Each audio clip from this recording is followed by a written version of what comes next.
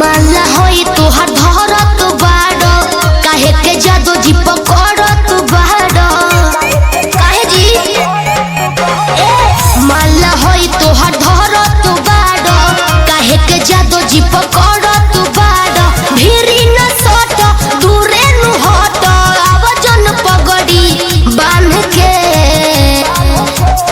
अरे सट ना पहिले देवे के पड़ी जादू वान के तब जाके दिहे बबुआन के पहिले देवे के पड़ी जादू वान के तब जाके दिहे बबुआन के।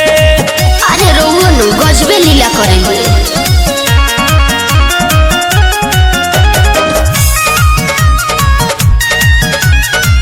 Music by Tinku Tufan।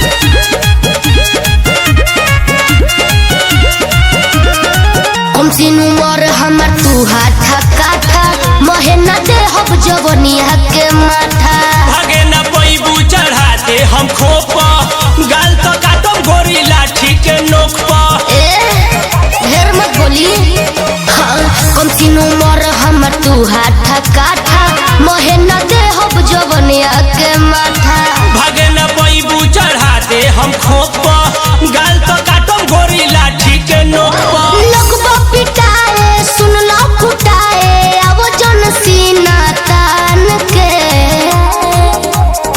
ई तो शान हो पहिले देवे के पड़ी जादू वान के तब जाके दिहे बबुआन के पहिले देवे के पड़ी जादू वान के तब जाके दिहे बबुआन के।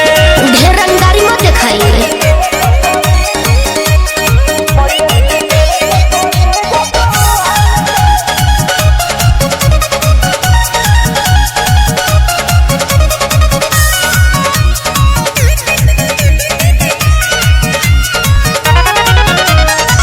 एही कारण सुन चल जाई गोली लगे विवेक सुन भाई देव बोली अनिल हमें खटी हिरान हो आज भखती हमर बन जाना जान हो। अरे जाए न होने